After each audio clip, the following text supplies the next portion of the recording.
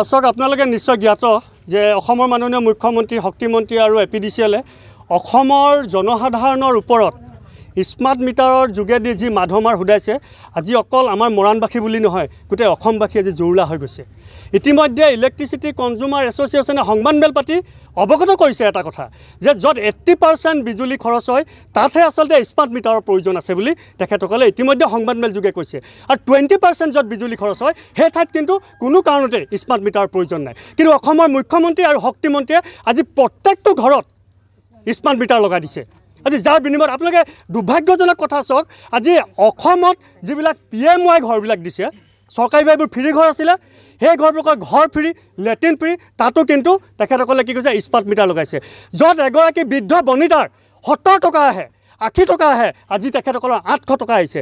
সেইসকলৰ লগতে আজি অসমৰ প্ৰত্যেকজন অসমীয়াই কিন্তু জুৰুলা হৈ গৈছে। আপোনালোকে খাদ্য সামগ্ৰী চাব নে তেলজাতীয় খাদ্য সামগ্ৰী চাব তাৰ লগতে আজি স্মাৰ্ট মিটাৰৰ যোগেদি কিন্তু অসম জুৰুলা হৈ গৈছে।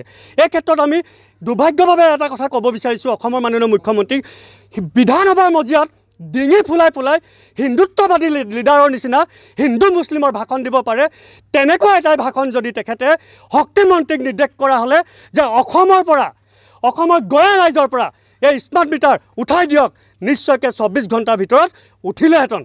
কিন্তু তেখেতসকলে কোটি কোটি টকা মাহৰ এই অসমবাসী ৰাইজৰ পৰা লুটি থকাৰ কাৰণে আজি এই স্মাৰ্ট মিটাৰবোৰ অসমৰ ৰাইজৰ ওপৰত জাপি দিছে।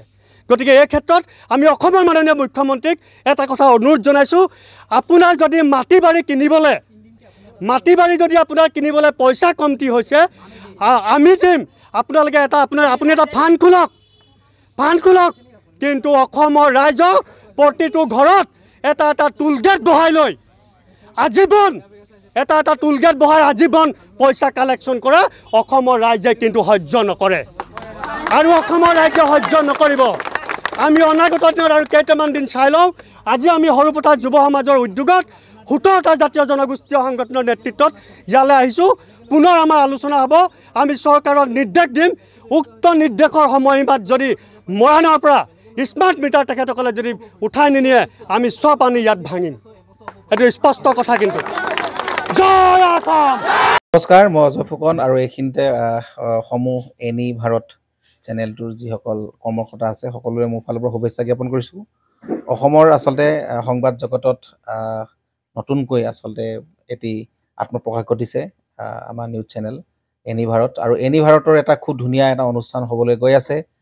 সকলোৱে জানে আমাৰ সকলোৰে মৰমৰ হাৰ্টথ্ৰব জুবিন গাৰ্গৰ গানে কি আনে, আচলতে জুবিন দাৰ সেই গীতৰ আধাৰত আমাৰ হিৰুদাই লিখা সেই গীতটি গানে কি আনে, এই গানে কি আনে নামৰ এটি তেওঁলোকে সাংগীতিক ৰিয়েলিটি শ্ব' কৰিবলৈ গৈ আছে। আৰু 15 আগষ্টৰ পৰা গোটেই আৰম্ভ হ'ব। প্ৰথম অডিশ্যন অসমৰ ধেমাজি জিলাত আৰম্ভ কৰিব। গতিকে সমূহ যিসকল প্ৰতিভা আছে, যিসকলে গান ভাল পায়, যিসকলে তেওঁলোকৰ নিজৰ প্ৰতিভা আচলতে দেখুৱাব বিচাৰে, এই ৰিয়েলিটি শ্ব'ত গানে কি আনে এই প্ৰতিযোগিতাত অংশগ্ৰহণ কৰক আৰু খুব ধুনীয়া আপোনালোকে সুবৰ্ণ সুযোগ লাভ কৰিব। লগতে ইয়াতে পুৰস্কাৰ আছেই, বিভিন্ন ধৰণৰ উপহাৰো আপোনালোকে লাভ কৰিব আৰু লগতে এগৰাকী প্ৰতিষ্ঠিত আচলতে এগৰাকী শিল্পী হিচাপে অসমৰ সাংস্কৃতিক জগতত আপোনালোক প্ৰতিষ্ঠা লাভ কৰিব। গতিকে গোটেই অনুষ্ঠানটোলৈ মোৰ ফালৰ পৰা শুভকামনা থাকিল আৰু লগতে এই অনুষ্ঠানটোত আপোনালোকে অংশগ্ৰহণ কৰিব। আমিও আছোঁ আৰু সকলোকে আমি লগ পাম। ধন্যবাদ।